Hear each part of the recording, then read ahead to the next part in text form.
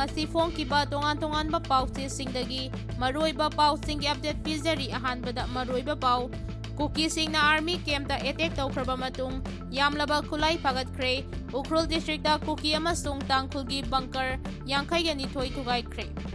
Nongmei Kapnaba Shanti solution purakpa ngamloi ahongba purakpa sangi haina rally chatkhre Churachandpurda security ki Gari Mei thabada senaba miyoi manga su phagatkhre Mitok khandokdringai census thiba amasung delimitation pangthoknaba honaba khudakta lepkadabani haina emsuna phongdurakkhre Lengaki gazette notification na miyamda khoirang khoisauna hale Singdada mayada miyoibagi kok amasung oithangba khong namagi saru pangle Ratan Thiamda Bharat Ratana piduna ikai khumnaba utpinaba MP Sanal Dawban taksinkhre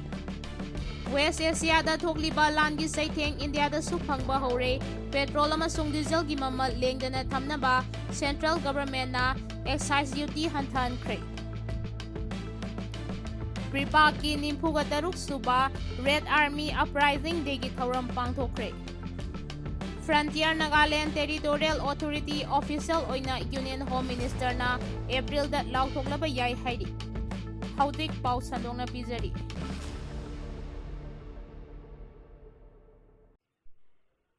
Kuki singna army camp ta attack tawkraba matung yamlaba khulai phagatkhre Ukhrul district ta Kuki amasung Tangkhulgi Bangker Thugaikhre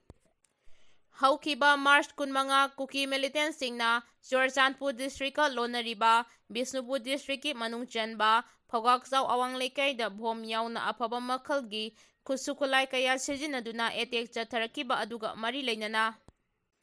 BSF, Army, CRPF amasung IRB gi apunba combined force na chathakiba operation da IED yauna yamlaba khulai sing fagatpa ngamkhre amaromda Ukhrul district ki manungchanba Mahadev Thoida Kuki militant sing amasung Tangkhul naga volunteer singi marakta ngaihak leitana khuthoknabagi thodok aduga mari leinana combined force na chathakiba operation da Nagalanigi oina ain kaina saramba Bangker Thugaikhre Bangker sing adu thugaikibana maram oiraga Nongmei kapagi chang hanthare haidi Kuki militant sing na Churachandpurgi Holjang Gothol chingthaktagi Phogakchau awang lekai da leiba army camp ta attack tawrakiba aduga amari leinana ngarang ayu anganbadagi hauna Kuki singna Nongmei kapnakiba mafam adu yauna manak nangna leiba jaga singda pakchana operation chathaki Churachandpur police station gi manungchanba S Nabin amasung Loilam Court area da chathakiba operation da single rebel 2 12 bore gi marumanga hand grenade ama PEK bom ama KG mari lumba IED ama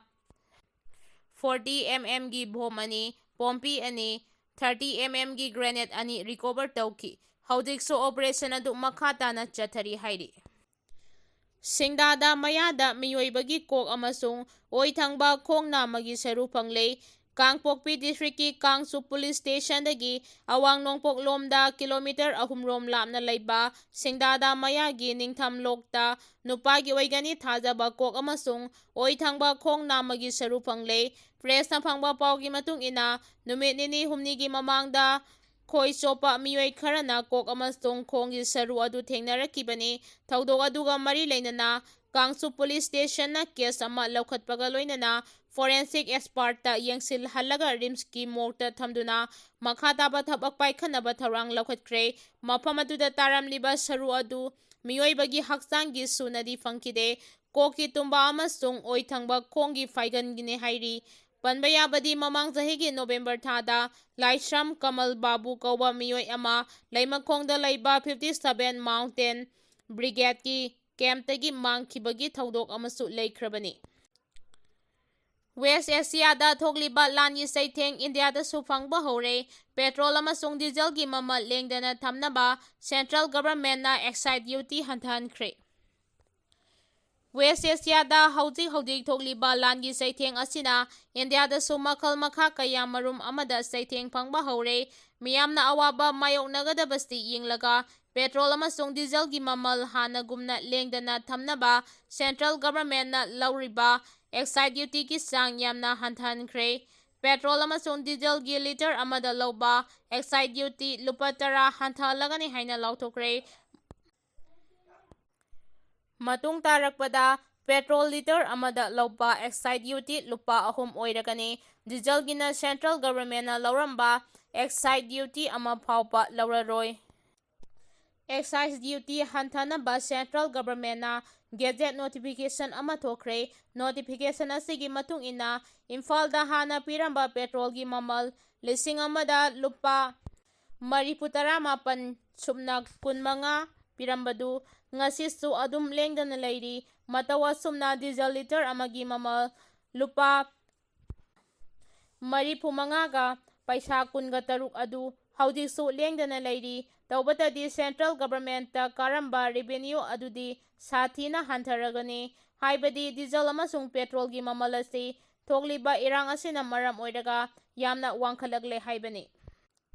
ꯑꯗꯨꯃꯛꯄꯨ petrol ꯑꯃꯁꯨꯡ ꯗꯤꯖꯜꯗ ꯃꯔꯤ ꯂꯩꯅꯕ state ꯒꯚꯔꯟꯃꯦꯟꯠꯁꯤꯡꯅ ꯂꯧꯔꯝꯕ value aided ꯇꯦꯛꯁꯁꯤꯡ ꯑꯗꯨꯗꯤ ꯍꯧꯖꯤꯛꯁꯨ ꯀꯔꯤ ꯑꯃꯠꯇ ꯍꯟꯊꯗꯅ ꯊꯝꯂꯤ꯫ Prime minister Narendra ꯃꯣꯗꯤꯅ ꯂꯩꯕꯥꯛ ꯑꯁꯤꯒꯤ ꯆꯤꯐ ꯃꯤꯅꯤꯁꯇꯔꯁꯤꯡ ꯚꯤꯗꯤꯑꯣ ꯀꯟꯐꯔꯦꯟꯁꯤꯡꯒꯤ ꯈꯨꯠꯊꯥꯡꯗ ꯎꯟꯅꯕꯁꯤꯗ ꯁ꯭ꯇꯦꯠꯁꯤꯡꯅ ꯂꯧꯔꯤꯕ ꯚꯦꯜꯌꯨ ꯑꯦꯗꯦꯗ ꯇꯦꯛꯁ ꯚꯦꯠ ꯑꯁꯤꯁꯨ ꯌꯥꯔꯤꯕꯃꯈꯩ ꯇꯥꯅꯕ ꯑꯄꯤꯜ ꯇꯧꯔꯕ ꯌꯥꯏ ꯍꯥꯏꯅ ꯂꯧꯅꯔꯤ꯫ ꯆꯨꯔꯆꯥꯟꯄꯨꯔꯗ ꯁꯦꯀ꯭ꯌꯨꯔꯤꯇꯤꯒꯤ ꯒꯥꯔꯤ ꯃꯩ ꯊꯥꯕꯗ ꯆꯦꯟꯅꯕ ꯃꯤꯑꯣꯏ 5ꯁꯨ ꯐꯥꯒꯠꯈ꯭ꯔꯦ꯫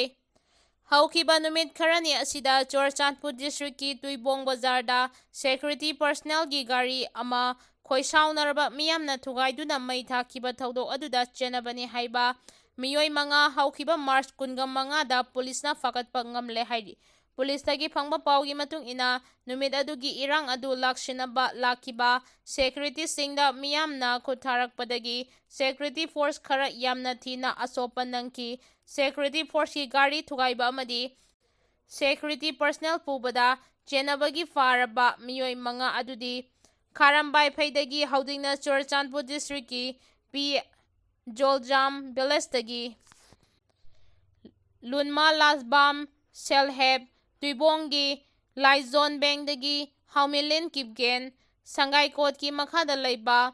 ꯍꯣꯡꯖꯣꯜꯗꯒꯤ ꯍꯧꯖꯤꯛꯅ ꯇꯨꯏꯕꯣꯡꯗ ꯂꯩꯕ ꯈꯥꯏꯒꯧꯂꯦꯟ ꯍꯥꯎꯀꯤꯞ ꯒꯨꯏꯇꯦꯗꯒꯤ ꯍꯦꯝꯇꯤꯂꯦꯟ ꯍꯥꯎꯀꯤꯞ ꯑꯃꯗꯤ N.S. ꯈꯣꯡꯖꯥꯡꯐꯥꯏꯗꯒꯤ ꯈꯨꯞꯒꯧꯂꯦꯟ ꯈꯣꯡꯁꯥꯏꯅꯤ ꯍꯥꯏꯔꯤ꯫ ꯇꯨꯏꯕꯣꯡꯗ ꯊꯣꯛꯈꯤꯕ ꯊꯧꯗꯣꯛ ꯑꯗꯨꯗ ꯌꯥꯎꯈꯤꯕ ꯃꯤꯑꯣꯏ 23 ꯑꯃꯁꯨ ꯄꯨꯂꯤꯁꯅ ꯗꯤꯇꯦꯟ ꯇꯧꯗꯨꯅ ꯂꯣꯒꯤ ꯑꯣꯏꯕ ꯊꯕꯛꯁꯤꯡ ꯂꯧꯈꯠꯇꯨꯅ ꯃꯈꯥ ꯇꯥꯕ ꯏꯟꯚꯦꯁꯇꯤꯒꯦꯁꯟꯒꯤ ꯊꯕꯛ ꯄꯥꯏꯈꯠꯈ꯭ꯔꯦ ꯍꯥꯏꯔꯤ꯫ ꯂꯩꯉꯥꯛꯀꯤ ꯒꯦꯖꯦꯠ ꯅꯣꯇꯤꯐꯤꯀꯦꯁꯟꯅ ꯃꯤꯌꯥꯝꯗ ꯈꯣꯏꯔꯥꯡ ꯈꯣꯏꯁꯥꯎꯅꯍꯜꯂꯦ꯫ ꯂꯝꯗꯝ ꯑꯁꯤꯗ ꯃꯁꯤꯡ ꯂꯥꯛꯉꯝꯗꯅ ꯆꯪꯁꯤꯜꯂꯛꯈ꯭ꯔꯕ ꯏꯂꯤꯒꯦꯜ ꯏꯃꯤꯒ꯭ꯔꯦꯟꯠꯁꯤꯡ NRC ꯅꯠꯇ꯭ꯔꯒ ꯃꯥꯟꯅꯕ ꯀꯥꯡꯂꯣꯟ ꯑꯃꯅ ꯃꯁꯛ ꯈꯪꯗꯣꯛꯄ ꯑꯃꯁꯨꯡ ꯃꯁꯥ ꯃꯁꯥꯒꯤ ꯃꯔꯝꯗꯝꯗ ꯍꯜꯂꯟꯈꯤꯗ꯭ꯔꯤꯕ ꯐꯥꯎꯕ ꯂꯝꯗꯝ ꯑꯁꯤꯗ ꯁꯦꯟꯁꯁ ꯇꯧꯕ ꯌꯥꯔꯣꯏ꯫ ꯂꯣꯏꯅꯅ ꯃꯅꯤꯄꯨꯔ ꯂꯩꯉꯥꯛꯀꯤ ꯍꯣꯝ ꯗꯤꯄꯥꯔꯠꯃꯦꯟꯠꯅ ꯊꯣꯔꯛꯄ ꯑꯦꯛꯁꯇ꯭ꯔꯥꯑꯣꯔꯗꯤꯅꯔꯤ ꯒꯦꯖꯦꯠ ꯅꯣꯇꯤꯐꯤꯀꯦꯁꯟ ꯑꯗꯨꯅ ꯃꯤꯌꯥꯝꯗ ꯈꯣꯏꯔꯥꯡ ꯈꯣꯏꯁꯥꯎꯅꯍꯜꯂꯦ ꯍꯥꯏꯅ ꯁꯣꯁꯤꯌꯦꯜ ꯑꯦꯛꯇꯤꯕꯤꯁꯠ ꯁꯟꯖꯣꯏ ꯑꯍꯟꯊꯦꯝꯅ ꯐꯣꯡꯗꯣꯔꯛꯈ꯭ꯔꯦ꯫ ꯃꯍꯥꯛꯅ ꯃꯈꯥ ꯇꯥꯅ ꯍꯥꯏ ꯃꯅꯤꯄꯨꯔ ꯃꯤꯌꯥꯝꯒꯤ ꯑꯄꯥꯝꯕꯗꯤ NRC ꯅꯠꯇ꯭ꯔꯒ ꯃꯁꯤꯒ ꯃꯥꯟꯅꯕ ꯎꯄꯥꯏ ꯑꯃ ꯇꯧꯔꯒ ꯂꯝꯗꯝ ꯑꯁꯤꯗ ꯈꯨꯟꯗꯥ ꯂꯩꯇꯥꯁꯤꯟꯗꯨꯅ ꯂꯩꯁꯤꯟꯈ꯭ꯔꯕ ꯃꯤꯇꯣꯞ ꯏꯂꯤꯒꯦꯜ ꯏꯃꯤꯒ꯭ꯔꯦꯟꯠꯁꯤꯡ ꯍꯥꯟꯅ ꯃꯄꯨꯡ ꯐꯥꯅ ꯃꯁꯛ ꯈꯪꯗꯣꯛꯄ ꯑꯃꯗꯤ ꯗꯤꯄꯣꯔꯇꯦꯁꯟ ꯇꯧꯕ ꯂꯣꯏꯁꯤꯟꯗ꯭ꯔꯤꯐꯥꯎꯕ ꯁꯦꯟꯁꯁ ꯌꯩꯊꯣꯛꯄꯤꯌꯨ ꯍꯥꯏꯕꯅꯤ꯫ ꯃꯔꯝ ꯂꯩꯇꯅ ꯅꯠꯇ꯭ꯔꯒ NRC ꯇꯧꯗꯅ ꯃꯇꯝ ꯈꯔ ꯅꯠꯇ꯭ꯔꯒ ꯊꯥ ꯈꯔ ꯌꯩꯊꯣꯛꯎ ꯍꯥꯏꯕ ꯅꯠꯇꯦ꯫ ꯃꯅꯤꯄꯨꯔ ꯃꯤꯌꯥꯝꯅ ꯉꯁꯤꯃꯛ ꯃꯥꯌꯣꯛꯅꯔꯤꯕ ꯏꯪ 2022ꯒꯤ ꯃꯦ 3ꯗꯒꯤ ꯍꯧꯔꯛꯂꯤꯕ ꯋꯥꯊꯣꯛ ꯑꯁꯤꯁꯨ ꯉꯁꯤ ꯂꯝꯗꯝ ꯑꯁꯤꯗ ꯂꯩꯁꯤꯟꯈ꯭ꯔꯕ ꯃ꯭ꯌꯥꯟꯃꯥꯔꯗꯒꯤ ꯀꯥꯡꯂꯣꯟ ꯀꯥꯏꯅ ꯆꯪꯁꯤꯜꯂꯛꯈꯤꯕ ꯃꯤꯇꯣꯞꯁꯤꯡꯅ ꯊꯣꯛꯍꯟꯕꯅꯤ ꯍꯥꯏꯕꯁꯤ ꯃꯌꯦꯛ ꯁꯦꯡꯅ ꯈꯪꯅꯔꯕꯅꯤ ꯍꯥꯏꯈꯤ꯫